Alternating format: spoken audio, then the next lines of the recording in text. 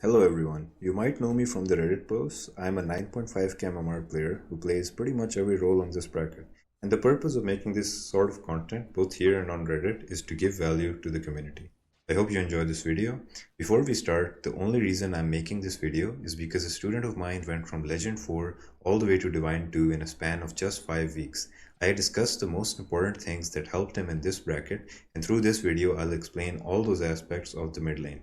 So for the laning phase, I'll talk about two things. So let's try to understand creep priority using this replay, OG versus Navi Jr., BZM versus Niku. These are two very talented players.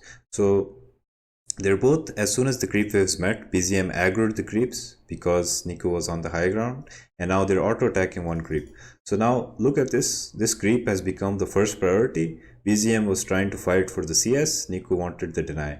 Now the next creep is probably going to be this, or some other creep if it starts to get low. Since none of the creeps are in either CS or deny range right now, so BZM is auto-attacking Niku, and since BZM has shield crash on him, he can trade with the Primal Beast. So all of the trading is making sense. No creep is deniable, no creep is being able to be lasted. So they're fighting each other, or BZM is gonna win this trade due to shield crash. So Nico is trying to avoid fighting him right now. But let's see. Now this is the next creep that's getting low. Nico denies it. Next creep is this. Nico denies it again. So now the last creep is gonna be the range creep that they're gonna fight over. And let's see, so he gets 3 denies because he's playing Primal Beast, but you get the idea. So whenever there's a creep that's getting low and it's in CS or deny range, you have to first look at that creep, and you only want to hit the enemy if that creep is very hard to deny, or if both the creep waves are full or they're above 75% HP and there's nothing else to do. So with just this first wave, you can see that these players are also following the same concept that I'm talking about, and you just have to try to follow it. Now the second thing is matchups. To learn matchups, you have to go to Dota2protracker.com and join their Discord. There is a section in there that is called matchups. If there is any matchup that you struggle with, you can type Invoker versus Shadow Fiend or Puck versus SF or whatever, and it will give you a list of games where the hero that you might have struggled with has actually had success. Learn how they are prioritizing creeps and using their spells, and you can self-learn any matchup. Now outside the laning phase, we have to talk about warding. So there's two types of wards that you have to place on mid. There's the early ward and the nighttime ward. Before the game starts, try to see what matchup you are playing against. If it is a matchup where you will dominate, try not to place a ward on mid and place a rotation ward instead. A rotation ward means a ward that can spot the enemy support rotating on mid. This helps you dodge the gank, and another reason why you do not want to place the ward mid is because if your creeps aren't able to see the enemy mid, he cannot pull aggro. One of the main ways to play a hard matchup is to be able to pull aggro, and if you place a ward in this matchup, they can simply aggro and get creeps on their side. So use this ward to its maximum potential and don't just randomly place it. At 4 minutes and 30 seconds, make sure you call the courier with a sentry and an ops. Around this time, the first ops that you and your opposing mid laner has placed will have expired, so make sure that you place the ward before the enemy places his second ward. This will allow you to deward their ward with the sentry that you've bought and give you an advantage while taking the 6-minute power rune. Now let's talk about something that my student said was the most impactful thing in his game. It's controlling runes and rotating. The most important things for mid laners is to control the power runes, without which you can never walk to a side lane and help your teammates. Always remember there are only two conditions for you to rotate to any side lane. One is whenever the enemy team is diving your tower, make sure you have a TP ready for you to help your allies. This will give you free kills every time, so watch out for whenever the enemy team is trying to dive your teammates. This can net you completely free kills and you can start snowballing the game. The other time when you have to rotate is if you are able to secure a power rune. Every time in the game, if you have a power rune, it means you are able to provide some sort of value in the game. Do watch out for the times when you have a rune and are able to rotate. However, this doesn't mean that you have to rotate always with a rune. Sometimes it's better to stay mid in cases where it isn't possible to gank side lanes. You want to pressure the mid laner and force enemy supports to TP mid. This will help your side lanes as well. As a mid laner in pubs, the most important thing is to hit your item timings. You can see from Dota 2 Pro Tracker that Storm Spirit is getting his item, which is Witchblade or Kaya, around 11 to 16 minute mark. So if you are playing Storm Spirit, your goal would be to get that item around this time, regardless if you're able to get kills or not.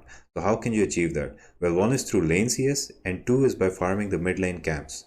Now, every time you push out a wave, you have to make a flowchart in your head. Is a Rion spawning? If no, then go back and stack your camp. If you can't stack your camp, then go and block your creep so you have an advantage while standing on the high ground. Or look for an opportunity to TP if the enemies are diving. Always think of your actions after the wave dies and always think ahead in the game. And see what is the most impactful thing to do. Try to stack your big camp whenever you can after the creep waves die. This will help you boost your CS and help you achieve your item timings faster. Also remember, as the game progresses, even after you get your items, make sure you are still farming the enemy resources when you are strong and keep your CS up regardless of you having items or not. Sometimes people buy items but start falling off, so make sure every minute you are farming at least a creep wave and a couple of camps. Farming as a mid is also very important because if you are able to get your first core item at a very early time, you will be the strongest hero in the game. And any fights that happen after your item you will always win those fights. At the same time, if you keep on farming, you will always be an item above the enemy mid laner or even their carry. This allows you to continue the snowball effect that you have created with your first item or even your first few power runes, allowing you to control the entire tempo of the game. On the contrary though, if you do not farm and do not pick up runes and do not use your TP properly, you can completely fall off and you will no longer be able to control the tempo. Now, this is one of the biggest problems that mid laners face, and this happens at every single bracket and people complain about it a lot.